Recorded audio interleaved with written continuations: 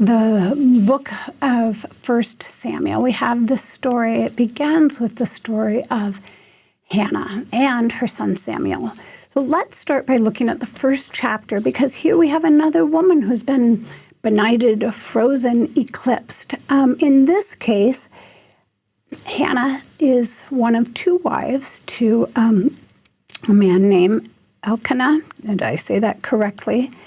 And she has been unable to bear children. Her sister wife has been fertile and has kind of, it appears, rubbed it in her nose. Now, there are more than one version of the Old Testament, and some of them do not have Peninnah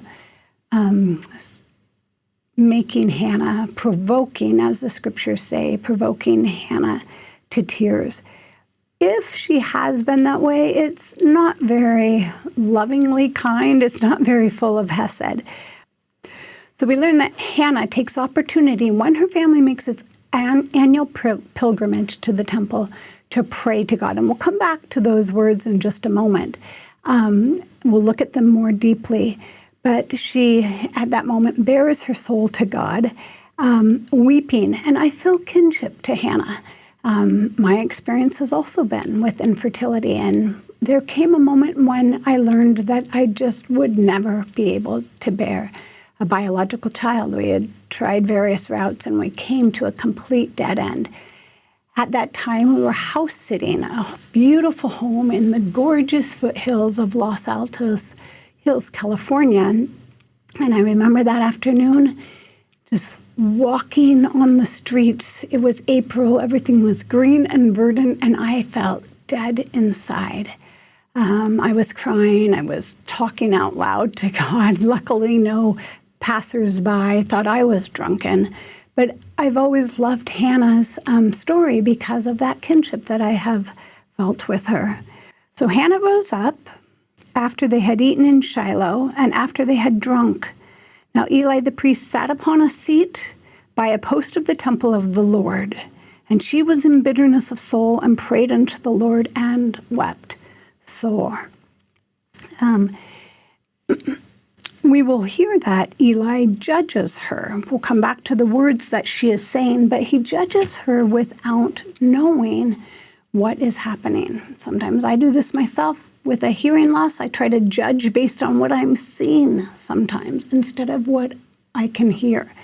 But it is through listening that we really understand people.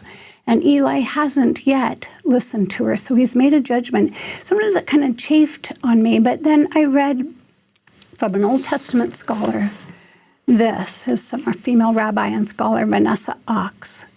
Hannah's direct and intimate speech to God was such an unusual form of religious devotion for its time that Eli the priest, observing her, had no idea what she was doing. The way you went to repent at the temple or you went to ask God something at the temple was much more formal and ritualistic than our situation, where I may go and wish to pray quietly in the celestial room. Instead, you went to the priest.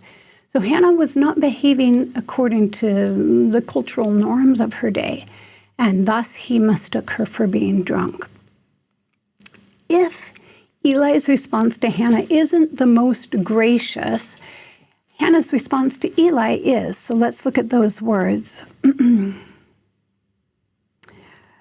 Verse 12, and I'm still going to come back to verse 11 because it's so important.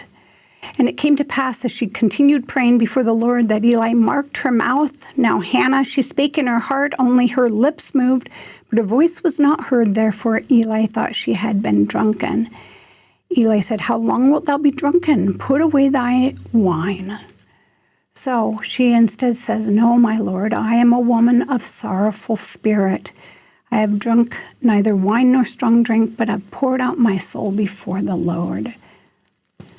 So let's take a moment and go back to that verse 11 and see, what is she saying to the Lord?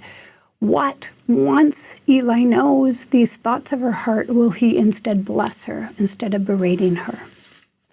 Look back at 1 Samuel, chapter 1, verse 11. Hannah vowed a vow and said, O Lord of hosts, If thou wilt indeed look on the affliction of thine handmaid, and remember me, and not forget thine handmaid, but will give unto thy handmaid a man-child, then will I give him unto the Lord all the days of his life, and there shall be no razor come upon his head.